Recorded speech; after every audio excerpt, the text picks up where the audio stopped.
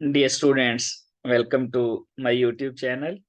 Dear students, MD CAT series का तीसरा topic है गैसेस, और गैसेस में आज हमने डिस्कस करना है चार्ल्स लॉ। चार्ल्स लॉ, उसके मैथमेटिकल एक्सप्रेशंस और फाइनली हम एमसीक्यूज करेंगे। चार्ल्स लॉ में वॉल्यूम डायरेक्टली प्रोपोर्शनल होता है टेम्परेचर के, बशर्ते कि यहाँ पर प्रेशर और नंबर ऑफ मोल्स कांस्टेंट रहें। या अगर प्रोपोर्शनैलिटी खत्म करेंगे तो ये आ जाएगा V is equal to KT, या फिर ये आ जाएगा V over T is equal to constant. यानी वॉल्यूम और टेम्परेचर की जो रेशियो होती है वो कांस्टेंट के इक्वल होती है at constant pressure and number of moles. या इनिशियल एंड फाइनल कंडीशन देखें तो V1 over T1 is equal to V2 over T2। हम इस तरह भी इसको कर सकते हैं कि ये जो हमारे पास V1 ओवर T1 है, इसको V1 ओवर V2 कर लें, V1 ओवर V2, और रीअरेंज करके इसको हम कर सकते हैं T1 ओवर T2। यानी MCQs में आप रेशो निकाल लेंगे। अगर आप वॉल्यूम दिए हुए हैं तो वॉल्यूम्स की रेशो निकाल लें, वही टेम्परेचर की रेशो होगी।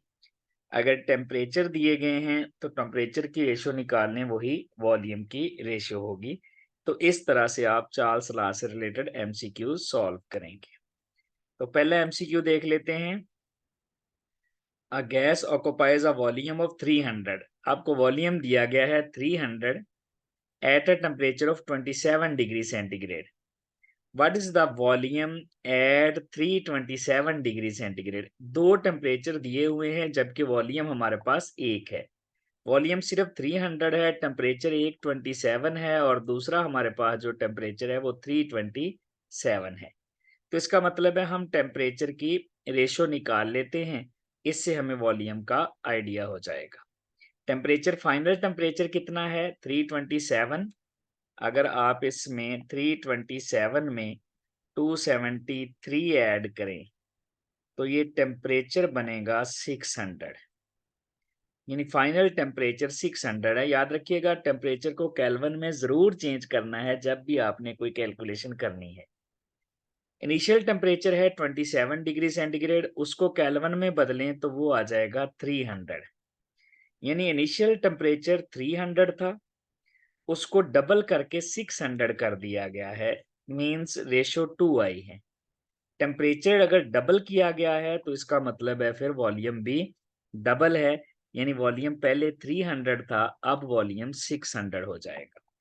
तो ये हमारे पास 600 आंसर होगा। याद रखें, टेम्परेचर को केल्विन में चेंज करके आप रेशो निकालेंगे, अदरवाइज अगर डिग्री सेंटीग्रेड में करेंगे तो रेशो ठीक नहीं आएगी, आप आंसर सही नहीं निकाल पाएंगे। केल्विन में जब हमने चेंज किया तो ये रेशो 2 आई है, यानी टेम्परेचर डबल हुआ है। अगर टेम्परेचर डबल होगा तो वॉल्यूम यहाँ पर हाफ हो जाएगा। सॉरी, चूंकि डायरेक्ट रिलेशन है, टेम्परेचर डबल होगा तो वॉल्यूम यहाँ पर डबल हो जाएगा। दूसरा MCQ देखते हैं। What change in volume results if 60 centimetre cube of gas is cooled from 51 to -57?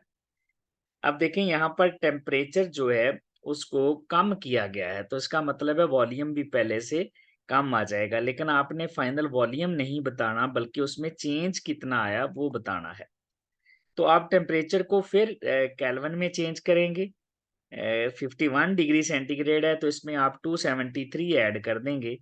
जब आप इसमें 273 ऐड करेंगे, इस वाले टेम्परेचर में 273 ऐड करेंगे तो ये बन जाएगा 324। 324 ये हो जाएगा फाइनल टेम्परेचर। इसी तरह इसमें भी 273 ऐड करेंगे। जब 273 इसमें ऐड करेंगे, यानी सिंपली आप जो कि नेगेटिव साइन है इसमें से माइनस कर देंगे 57, तो ये हमारे पास बनेगा 216।